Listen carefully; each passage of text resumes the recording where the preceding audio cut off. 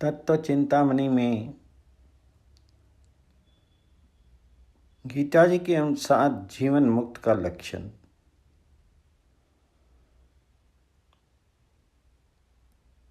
हे अर्जुन, जो योगी जीवन मुक्त अपनी सदृशता से संपूर्ण भूतों में सम देखता है और सम अथवा दुख को भी सब में सम देखता है, वह योगी परम श्रेष्ठ माना गया है।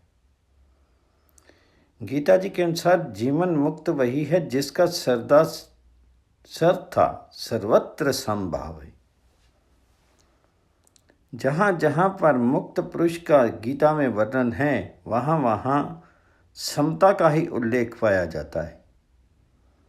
गीता जी के अनुसार जिसमें समता है वही स्थित प्रयज्ञ ज्ञानी, गुणातीत, भक्त और जीवन मुक्त है। ऐसे जीवन मुक्त में राग द्वेष रूपी विकारों का अत्यंत अभाव होता है।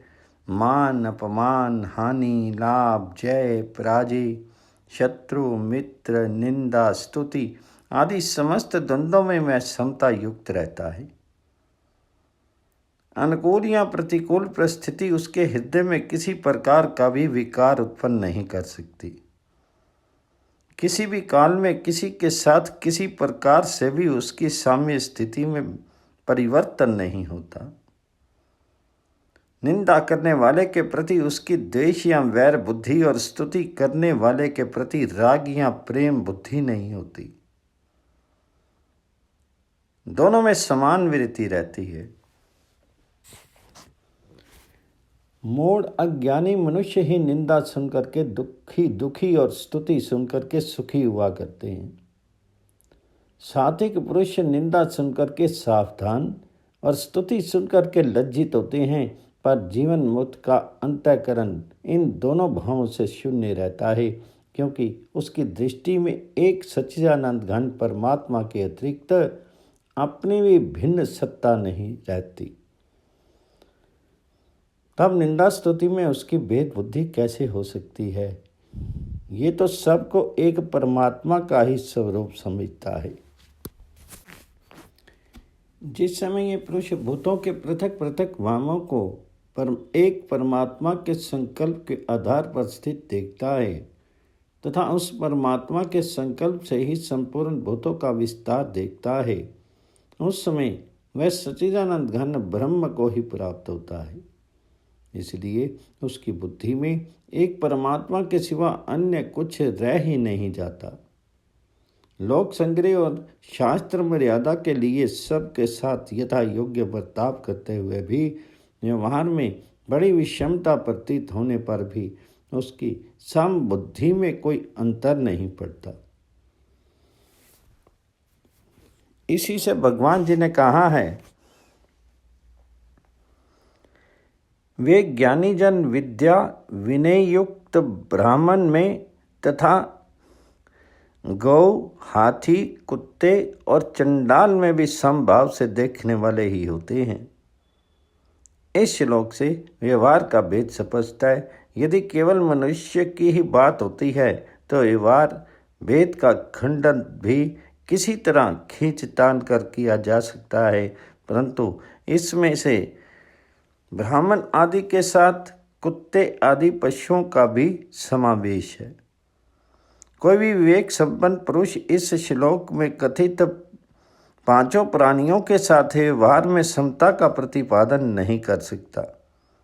मनुष्य और पशु की बात तो अलग रही, इन तीनों पशुओं में भी व्यवहार की बड़ी भारी भिन्नता है। हाथों का काम कुत्तों से नहीं निकलता। गौ की जगह कुतिया नहीं रखी जाती। जो लोग इस श्लोक में व्यवहार में अभेद सिद्ध करना चाहते हैं, वे वस्तुतः इसका मर्म नहीं समझते।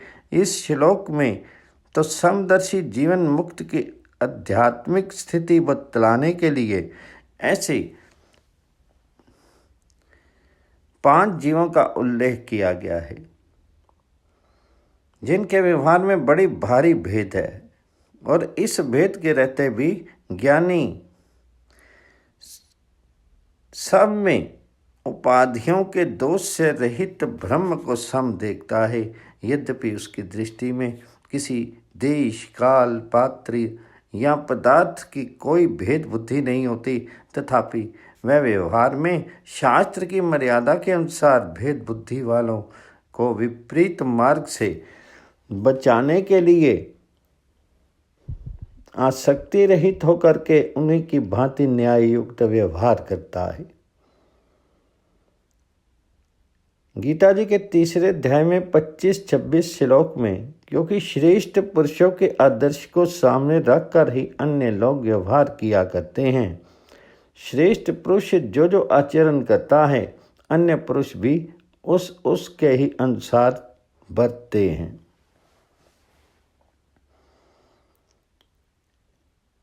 वह पुरुष जो कुछ प्रमाण कर देता है, अन्य लोग भी उसी के अनुसार बरतते हैं। वास्तव में जीवन मुक्त पुरुष के लिए कोई कर्तव्य, अकर्तव्य या विधि निषेध नहीं है, तथापि लोक संग्रहार्थ मुक्तकामी पुरुषों को असत्य मार्ग से बचाने के लिए जीवन मुक्त के अंतःकरण द्वारा कर्मों की स्वाभाविक चेष्टा हुआ करती है। उसका सबके प्रति समान सहज प्रेम रहता है, सब में समान आत्म बुद्धि रहती है।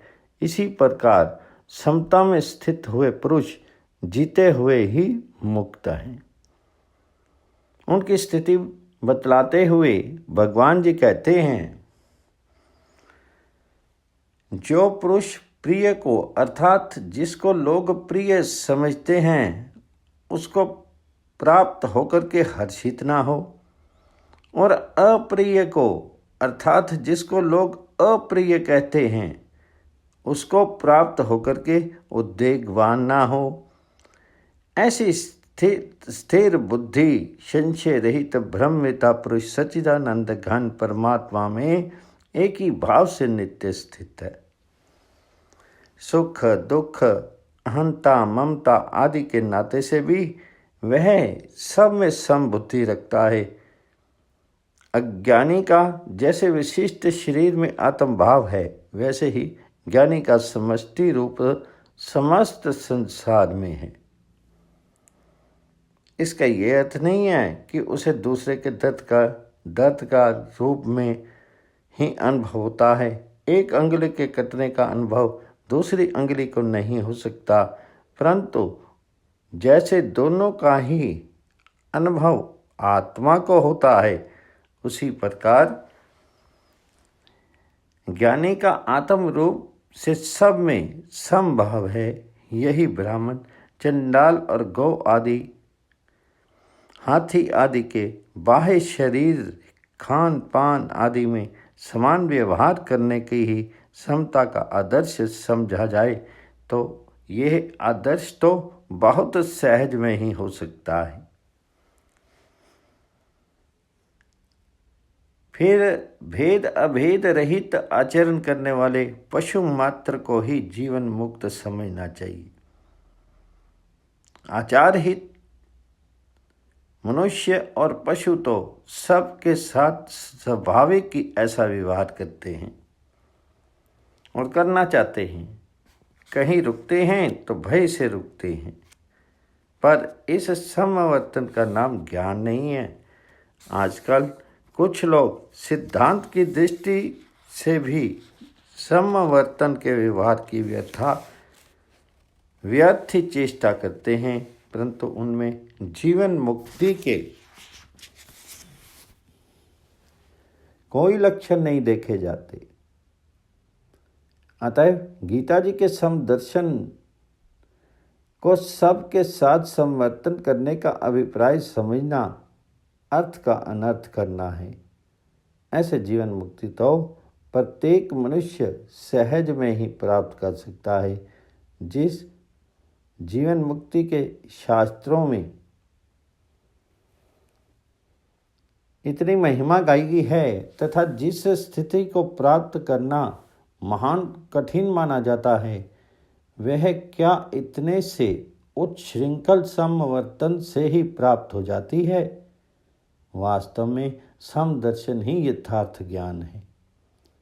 समावर्तन का कोई महत्व नहीं है। ये तो मामूली क्रिया साध्य बात है जो जंगली मनुष्यों तथा पशुओं में प्रायः पाई जाती है। गीता जी के समदर्शन का ये अभिप्राय कदापि नहीं है। शत्रु मित्र मान अपमान जय पराजय निंदा स्तुति आदि में समदर्शन करना ही यथार्थ समता है। ये समता ही एकता है। यही परमेश्वर का स्वरूप है। इसमें स्थित हो जाने का नाम ही ब्राह्मी शक्ति है, स्थिति है। जिसकी इसमें गाढ़ स्थिति है उसके हृदय में सात्विकी राजसी तामसी किसी भी कार्य के आने जाने पर किसी भी काल में कभी हर्ष शोक और राग द्वेष का विकार नहीं होता। इस संबंधी के कारण वह अपनी स्थिति से कभी विचलित नहीं होता। इससे उस वीर पुरुष को स्थित प्रयज्ञ कहते हैं। किसी भी गुण के कार्य से वह विकार को प्राप्त नहीं होता। उसी से वह गुणातीत है, एक ज्ञान स्वरूप परमात्मा में नित्य स्थित है। इसी से वह ज्ञानी है। परमात्मा वासुदेव के सिवा कहीं कुछ भी नहीं देखता। इसी से वह भक्त है। उसे कोई कर्म कभी बांध नहीं सकता। इससे वह जीवन मुक्त है। इच्छा भय और क्रोध का उसमें अत्यंत अभाव हो जाता है। वह मुक्त पुरुष लोक दृष्टि में सब प्रकार योग्य आचरण करता हुआ प्रतीत होने पर भी उनके कार्यों में अज्ञानी मनुष्यों की भेद की प्रतीति होने पर भी वह विज्ञान आनंद घन परमात्मा में तद्रुप हुआ उसी में एक ही भाव से सदा सर्वदा स्थित रहता है। उसका वह आनंद नित्य शुद्ध और बोध स्वरूप है। सबसे विलक्षण है। लौकिक बुद्धि से उसका अनुमान भी नहीं किया जा सकता। ओम।